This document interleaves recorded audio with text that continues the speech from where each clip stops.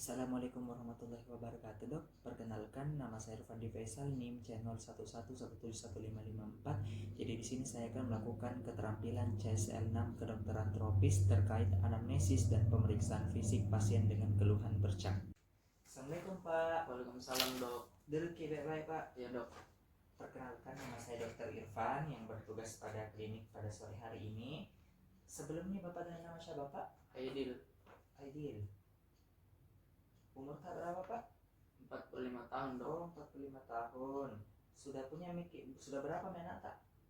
Ada 2, Dok. Oh, 2 ya. Kalau boleh tahu apa pekerjaan sehari-hari, Pak? Saya bekerja sebagai ojek online, Dok. Oh, ojek online. Sudah berapa lama ini kerja ojek online? Kurang lebih 1 tahun. 1 tahun, masih belum lama, Dik. Ya, Dok. Oh iya. Di mana kita tinggal sekarang, Pak? Di Todeng 3, Dok. Todeng 3 di Abdesir ya, Pak? Ya, Dok. Oh, dekat SMA 5. Ya, Dok. Oh iya, kebetulan saya juga tinggal di situ ya, Pak ya. Jadi tahu lah sekitar Todeng. Oke, Pak, kalau boleh tahu apa keluhan utama tak datang ke klinik ini, Pak? Ada bercak-bercak di punggungku, Dok. Oh, bercak-bercak. Iya, Dok. Bercak-bercak di punggung. Iya. Sejak kapan kita alami? Sejak 6 bulan yang lalu. 6 bulan yang lalu. Kalau boleh tahu itu bercaknya warnanya seperti apa? Warna putih, Dok. Warna putih. Putih. Oh, warna putih. Di daerah punggung mana? Bisa jelaskan? Sebelah kanan atas. Sebelah kanan atas. Dok. Kalau kita perhatikan baik-baik, ini 6 bulan ya, sudah 6 bulan yang lalu. Apakah ini bercak tak terus-menerus menetap atau hilang timbul? Menetap, Dok. Jadi tidak pernah ada terus di punggung tak selama 6 bulan terakhir? Ya, Dok. Oke. Boleh tahu apakah mungkin bercak tak ini muncul di daerah tubuh yang lain atau di punggung jadi ya terus? Di punggung, Dok. Tidak ada di daerah tubuh tak yang lain? Kalau boleh tahu, ini dari awal muncul sampai sekarang, apakah besarnya begitu-begitu saja atau dulunya di awalnya kecil dia seperti koin, lama-kelamaan membesar? Iya, Dok. Kecilnya seperti koin. Baru sekarang besar. itu kita datang ke sini karena besarnya merasa terganggu, Ki. Iya, Dok. Oke. Kita rasa, kalau kita rasa bercak putih di punggung tak ada, kita rasa gatal-gatal? Enggak ada, ya. Tidak ada. Ada kita rasa kalau kita pencet atau sentuh bercak tak itu di punggung, kita rasa ada rasa kram atau rasa nyeri? Tidak ada. Berarti tidak ada kita rasa sama sekali. Ya. Oke. Ada pernah kita digigit serangga punggung tak? Tidak pernah, Dok. Kalau serangga tidak ada kita rasa mungkin sementara mengemudi, Ki, ada kita rasa digigit, tidak pernah sama sekali. Tidak pernah. Oke. Ada keluhan tak yang lain kayak demam, Ki? Iya, Dok, demam. Oh, demam. Menggigil. Oh, menggigil juga? Iya, Dok. Biasanya kapan itu muncul demam tak? Tiap hari atau terus-menerus demam atau ada waktu-waktu tertentu? Waktu tertentu, Dok. Waktu tertentu. Kapan biasanya tuh, Pak? Tengah malam biasanya menggigil. Tengah malam ya. Oke.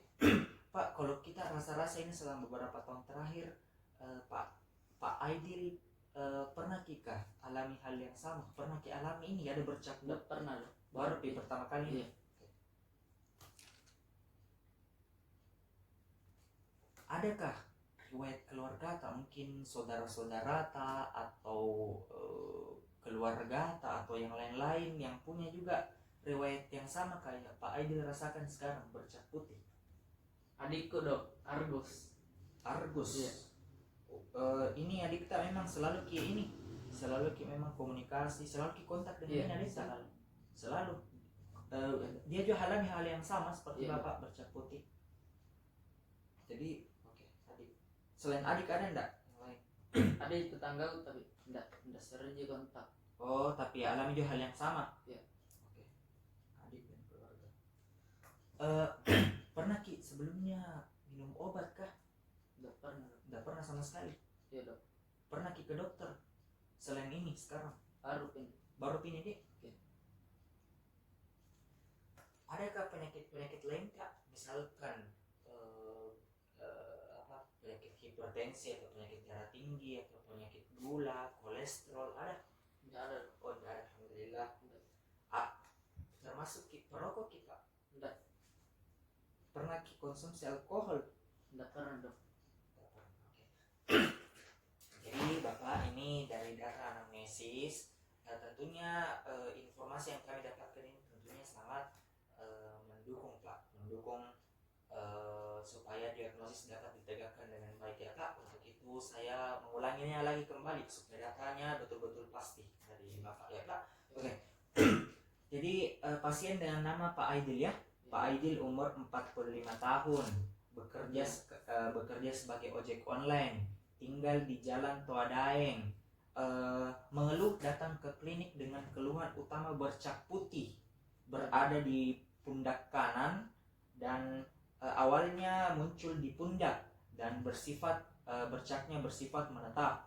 Ukurannya 6 bulan yang lalu seperti koin dan lama kelamaan membesar dan tidak terasa gatal dan tidak ada rasa nyeri dan tidak ada rasa kram, tetapi ada keluhan lain berupa demam dan menggigil ya Pak. Oke. Demam dan yang menggigil, dan ada adik juga yang mengalami hal yang sama, begitu juga tetangga, dan selalu kontak dengan adik. Oke. Dan tidak pernah sebelumnya minum obat, tidak pernah ke dokter, tidak ada riwayat penyakit lain kayak diabetes, tidak ada, dan riwayat merokok dan alkohol tidak ada. Oke.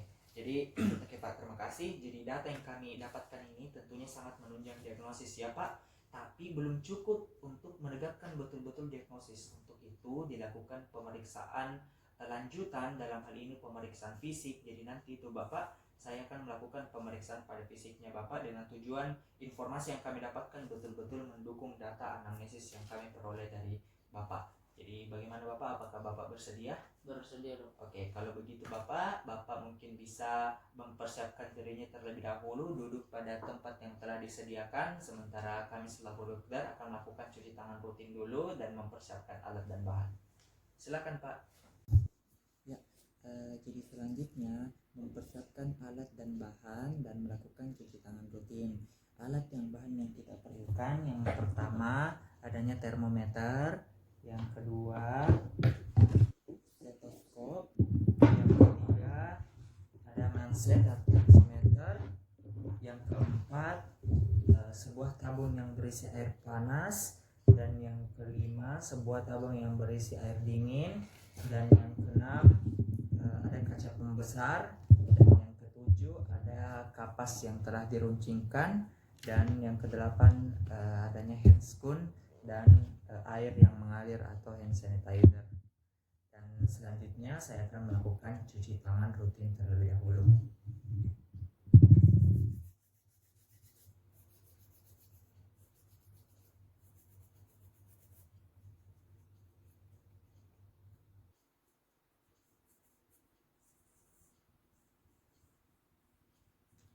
Nah, setelah cuci tangan, kemudian menggunakan handscoon. Baiklah, setelah melakukan cuci tangan rutin dan menggunakan handscoon, sekarang kita mulai untuk melakukan pemeriksaan fisik ya. Jadi yang pertama yang kita lakukan, kita nilai dulu keadaannya pasien, apakah keadaannya ringan, sedang ataupun berat. Kemudian kita nilai status gizinya berdasarkan pengukuran tinggi badan dan berat badannya. Kemudian kita nilai tanda-tanda vitalnya. Jangan lupakan selalu mengukur tanda-tanda vital dalam pemeriksaan fisik. Yang pertama untuk tekanan darahnya, kemudian nadinya, kemudian frekuensi pernapasannya, dan ukur suhu tubuhnya, seperti itu. Kemudian setelah itu kita mulai melakukan pemeriksaan inspeksi. Kita lihat dari kepala sampai dengan ujung kaki. Kita nilai pertama untuk dari kepala.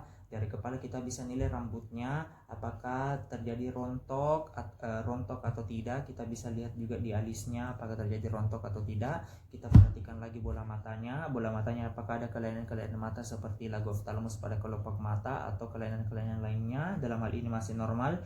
Dan kita lihat hidungnya, apakah ada kelainan hidung seperti saddle nose atau tidak. Kemudian kita ke pemeriksaan lainnya, turun ke bawah ke toraks. Kita lihat secara inspeksi palpasi, perkusi, dan auskultasi. Apakah adakah permasalahan-permasalahan pada sistem kardiovaskular atau yang lain-lain.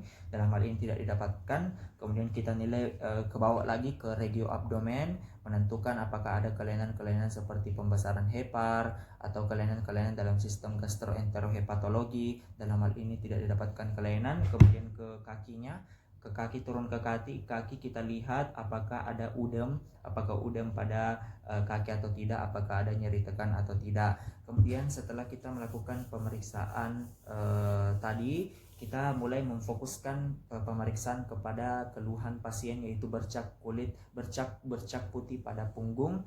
Nah, kita lakukan pemeriksaan yang pertama.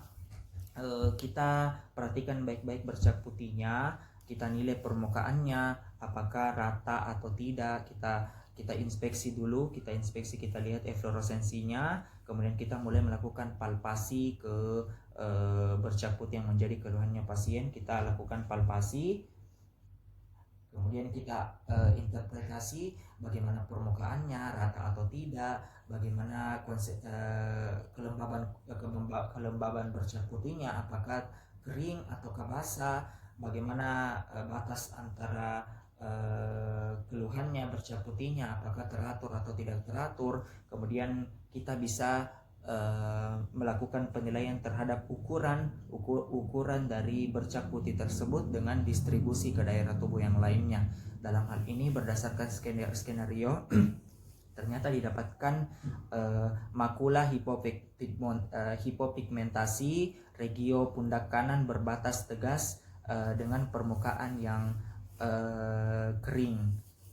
Setelah kita dapatkan, kita wajib untuk pada penilaian kulit, kita wajib untuk menggunakan loop kembali, kemudian memperhatikan baik-baik apakah hasil pemeriksaan sesuai dengan saat kita betul-betul menilai dengan loopnya. Kemudian jangan lupakan juga untuk selalu mendokumentasikan kelainan-kelainan pada kulit termasuk yang dialami pasien tersebut.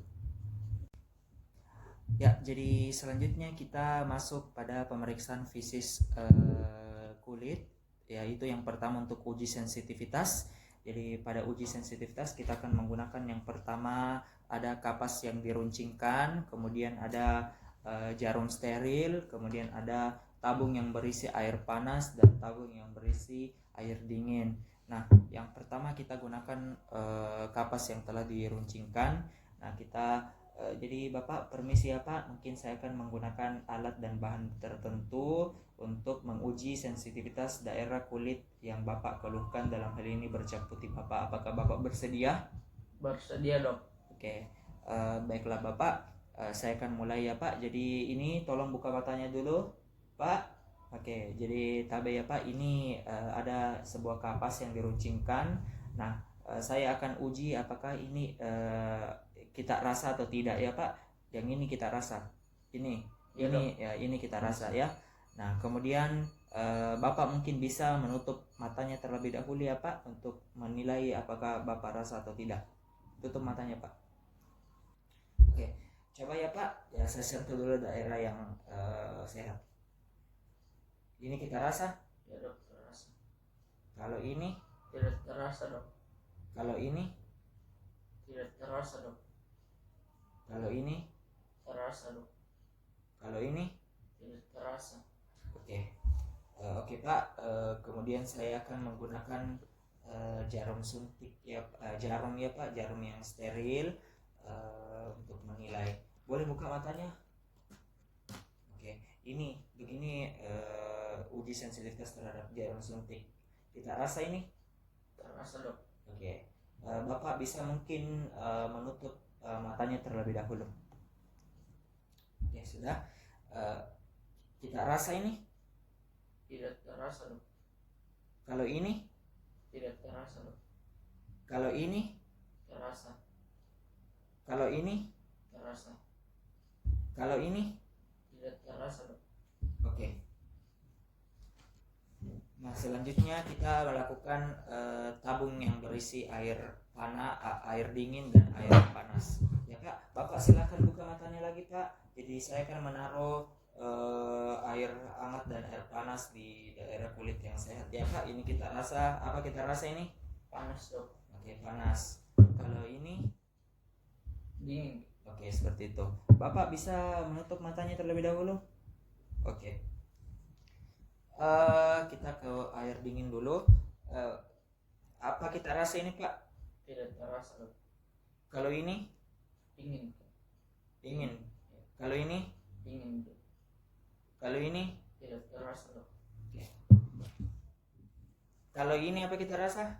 Tidak terasa dok. Kalau ini, Panas dok. kalau ini, Tidak terasa dok. kalau ini. Panas dok. Oke.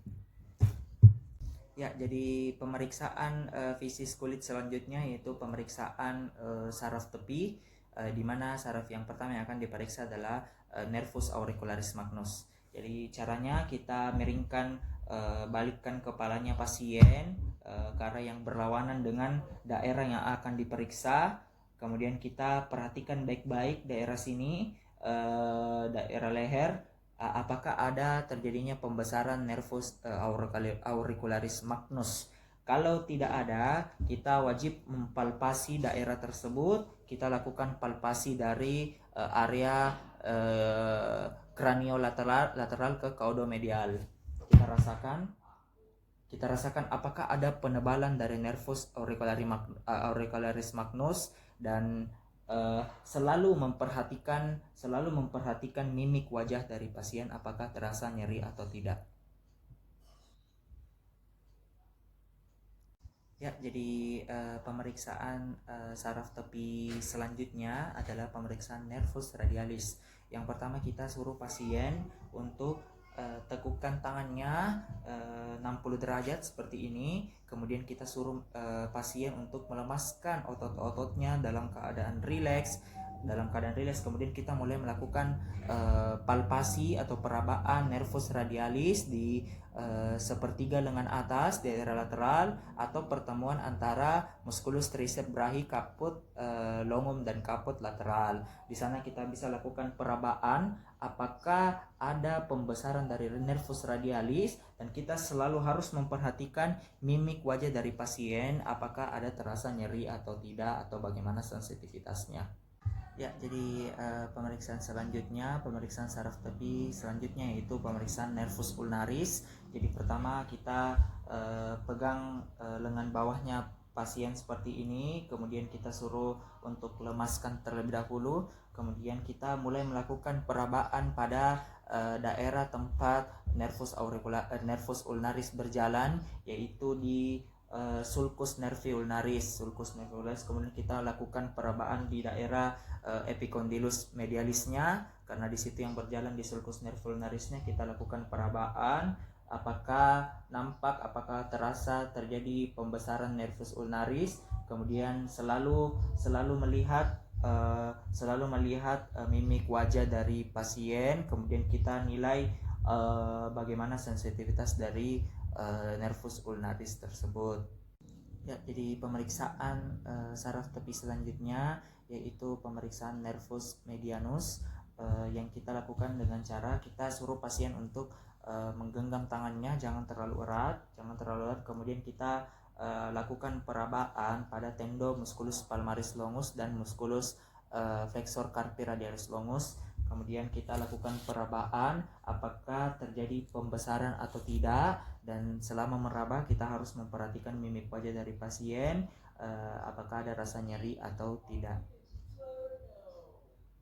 Ya, jadi pemeriksaan selanjutnya yaitu pemeriksaan nervus perineus communis atau popliteal lateralis, yaitu dengan cara kita posisikan pasien seperti ini, duduk dengan kaki yang rileks dan terjuntai. Kemudian setelah itu kita mulai melakukan tangan kanan memeriksa daerah kruris yang kiri, dan tangan kiri memeriksa daerah kruris yang kanan. Kemudian setelah itu kita mulai melakukan perabaan dari bawah ke atas. Kita lakukan perabaan sampai kepada adanya benjolan-benjolan yang menandakan itu adalah kaput dari fibula atau kaput fibula. Kemudian kita lakukan perabaan sedikit ke belakang untuk meraba dari nervus popliteal lateralis tersebut di sekitar belakang atas dari kaput fibula tersebut. Kemudian ketika kita sudah dapatkan, kita geser ke kanan dan ke kiri sambil melihat mimik wajah dari pasien, apakah ada rasa nyeri,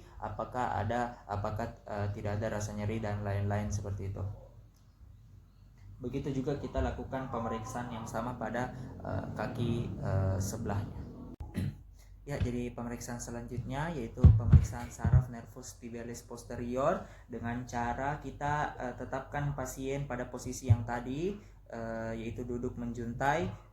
Kemudian setelah itu kita lakukan pemeriksaan nervus tibialis posteriornya pada kita lakukan perabaan di sekitar di belakang, di bawah dari malleolus medialisnya. Di situ kita bisa lakukan perabaan karena di situ jalan nervus tibialis posteriornya. Kita lakukan perabaan sambil melihat mimik wajah dari pasien apakah ada rasa nyeri atau tidak. Ya, jadi selanjutnya pemeriksaan nervus facialis, yaitu kita lakukan dengan cara kita periksa kelopak mata dari pasien untuk menilai apakah ada gangguan motorik dari nervus facialis. Begitu juga dengan gangguan saraf pada kaki, kita nilai apakah ada gangguan sensoris dan motoris pada kaki. Jadi Bapak, kami sudah melakukan anamnesis dan pemeriksaan fisik. Tentunya data-data yang kami peroleh sangat menunjang dalam ditegakkannya suatu diagnosis. Kami sudah memikirkan berbagai macam diagnosis karena gejala-gejalanya mirip seperti vitiligo atau pityriasis alba atau pityriasis versicolor atau tinea, namun hal itu belum ditegakkan secara pasti. Tentunya harus dilakukan pemeriksaan penunjang lagi seperti BTA atau kerokan kulit atau pemeriksaan kultur dan segala macam untuk menunjang diagnosisnya Bapak ya.